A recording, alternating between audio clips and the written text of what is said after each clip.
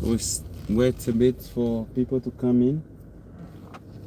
So I am driving today. We're going to talk about trading today. So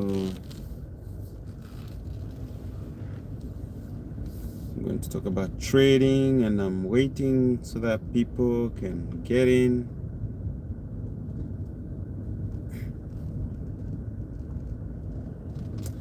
Yeah, sometimes it's just good to take some live.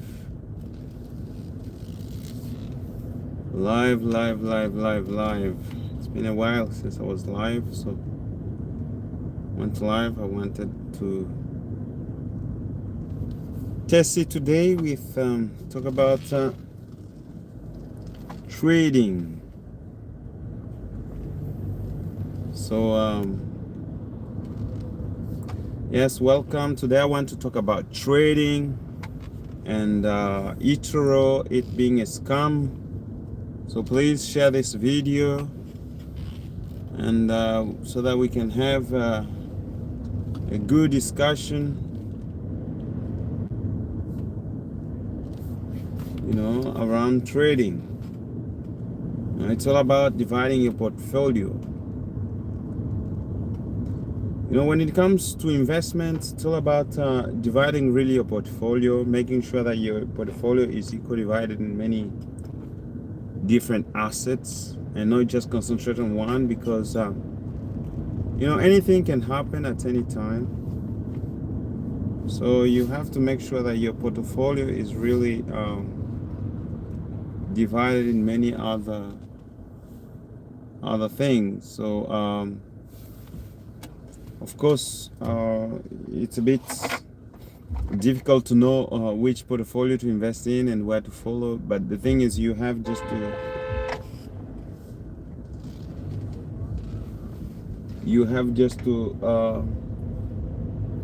kind of somebody just peeped back my car. So the thing is, you have to divide your portfolio and make sure that you really choose the best investment that you can make, whatever it might be, and make sure that the investment that you make is really something which is not a scam, which is true. In one of my videos, I'm talking about RXP being a spam. RXP was a spam, actually, and they stole. They kind of took a lot of money from me, like $3,000, which I invested in that company, and they took all the money that I had invested in the company, and they could not really give it back to me. So they kind of scammed me. That was RXP traders. Sorry guys, it's a bit dark in the tunnel here. So they scammed the money, and they went with the money, and they could not really bring the money back. So that's one of the things, if you're not careful in the terms of investments, you have many scammers, especially in the trading sector, where a lot of people have been disappointed. A lot of people have lost millions trying to invest. I remember talking to my wife, and she was telling me of a colleague. His father lost, I can say, thousands of dollars, up to $300,000 just in trading and false hope, and he had to sell his house because of the false promise and the false hope. So they kept just dragging him and stealing money from him, and of course that money never comes back. Once they've stolen it, they put it in bitcoins, and then it's lost, and you can track it, because what they do is that they use actually bitcoin, and then you don't have their contact numbers, neither the contact information.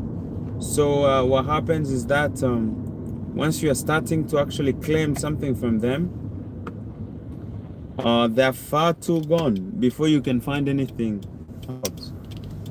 So with RXP traders, when I found out that they were kind of stealing money from me, I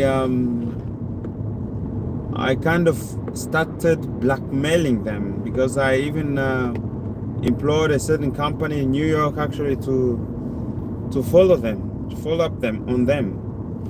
And then they were really followed up on, and they had other cases at the police, which they were being followed at, and they had given, I don't know, false addresses, saying that they had an address in Belgium, but whenever we checked that address in Belgium, in Brussels, it was really a false address. So you see, they were giving us false information, giving clients false information about their whereabouts.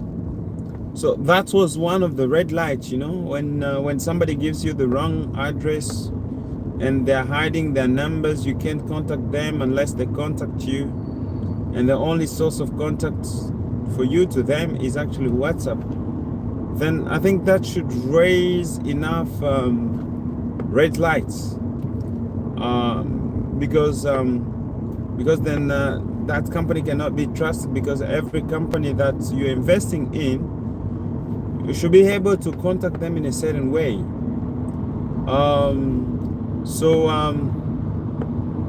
And they should have the information should be available to everybody on how to contact them, and when are they actually available. So that was one of the things that I was lacking with this company, and the only way of contacting them was actually through WhatsApp. So I had to write a message to them on WhatsApp and wait sometimes maybe days before they answered. And that was really painful, because we're talking about 500,000, hundreds of thousands of money, of dollars, which I did kind of win on that company. And they were not willing actually to give that money. Welcome again to our live. They were not willing to give me my money. So they kind of took the money that I was actually I had won on the platform, on the trading platform.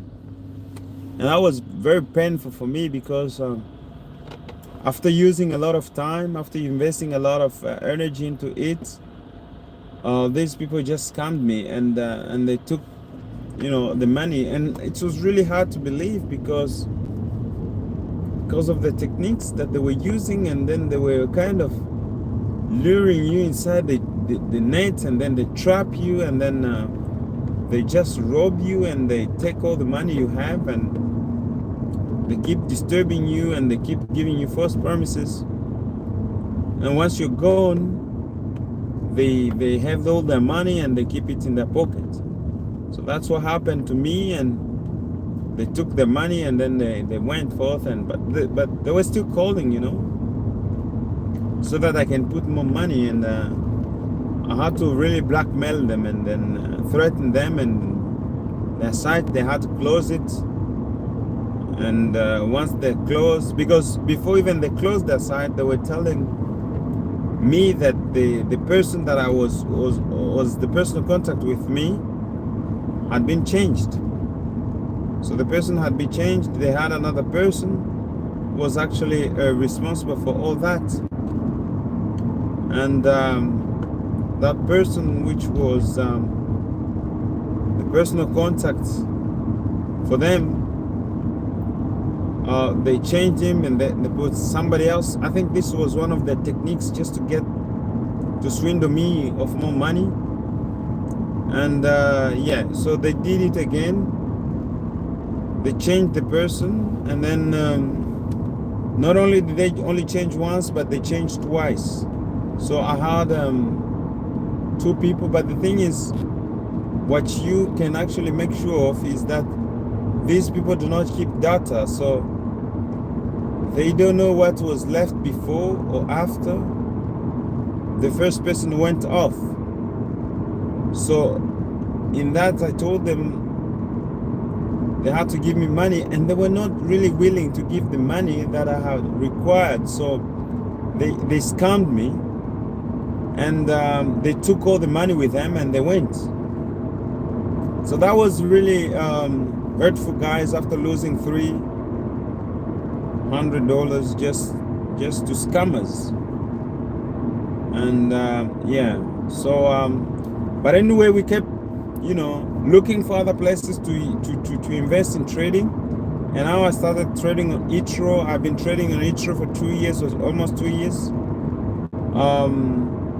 But eToro really proved itself to be a really a nice place to invest, a safe place to invest, because you can withdraw your money anytime you want, and you can actually put your money anytime you want in eToro without it's going through, I don't know, bitcoins or something like that. So that is really a true investment platform, and you can take the money when you want actually on eToro. So it's easily, you can access to your investment at any time, and you can contact people on eToro at any time. You know, you can contact the people who are working on the platform at any time, and so eToro is really, I can say it's a safe place. But anyway, I'm driving, so I will show you where I'm going so that you can also see for yourself.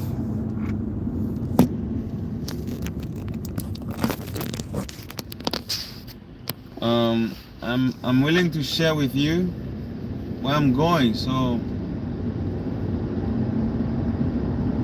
this is Croxter. We're going on the way of Hoxton, and yeah, so I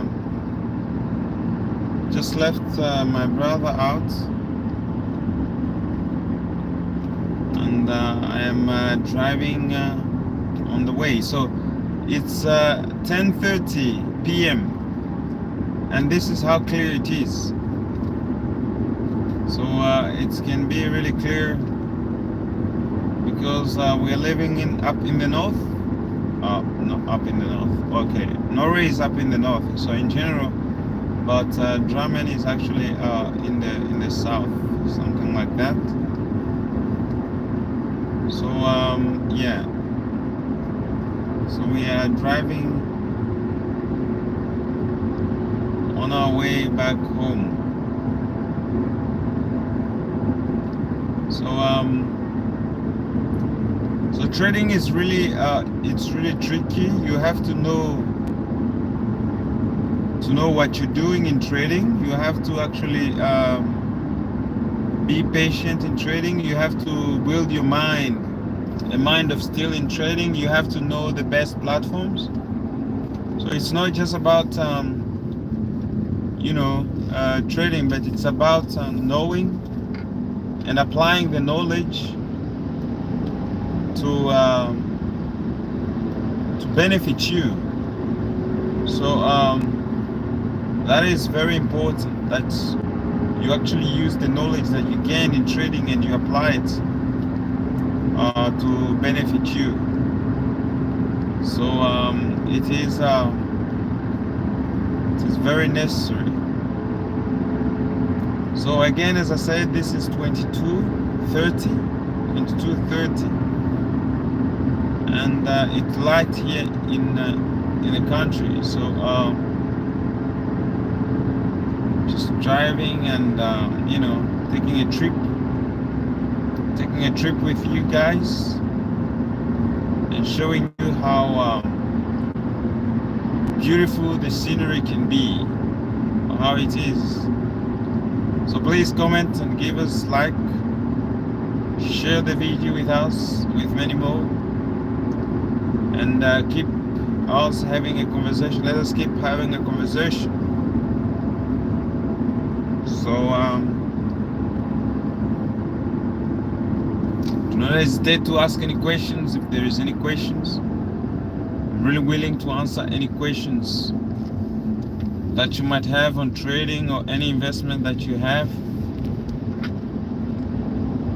And yeah, so just feel free. And yeah, we are here.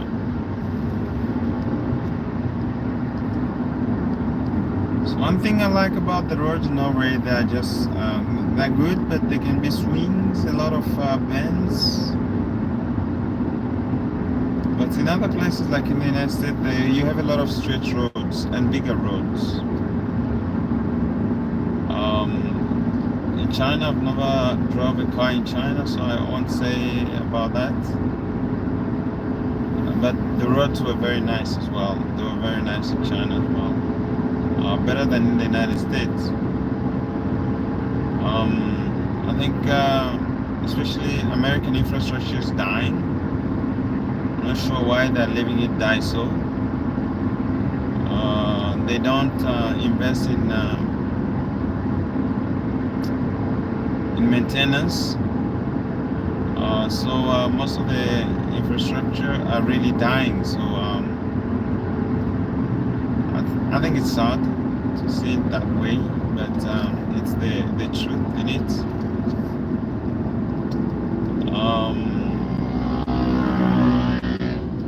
But the European roads, they're really well taken care of, and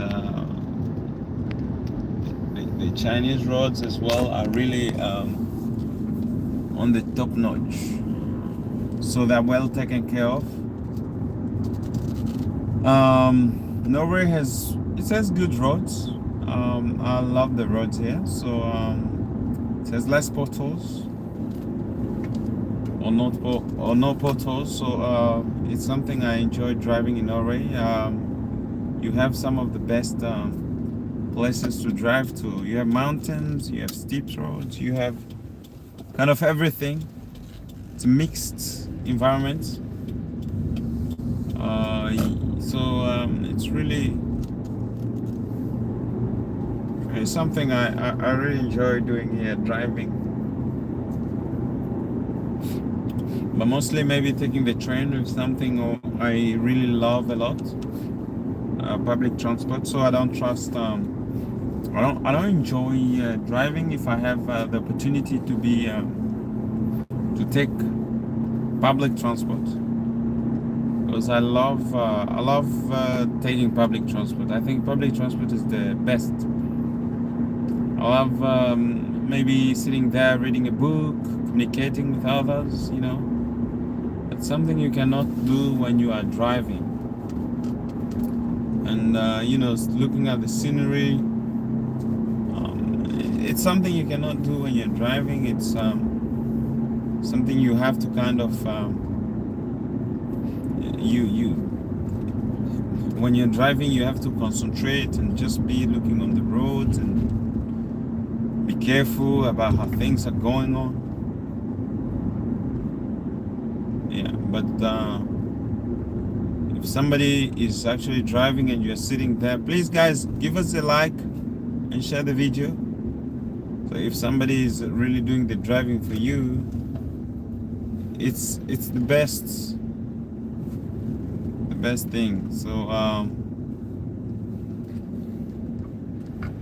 I love just to sit there and do something else instead of driving. So yeah, but when driving also is not bad, you know, when it comes to when you must, so you must. Long distances sometimes can be very tiring. I've driven sometimes in the United States 11 hours driving. That was too much. I couldn't. I had really. It was really tiresome. It was really tiresome for that. It was really too far. I was driving. I think it was from Atlanta. No, it was from Washington to Atlanta, I think. Yeah, or something like that. No, from Washington to North Carolina. if I'm not mistaken. Or yeah, Washington to New York or something like that. I don't remember anymore. But it was a long trip. Or was it maybe, yeah, or maybe Atlanta to Washington or so. I don't remember, something like that, but it was very tiring. Well, thank you guys for following our live, and hope this was really fruitful and you enjoyed it.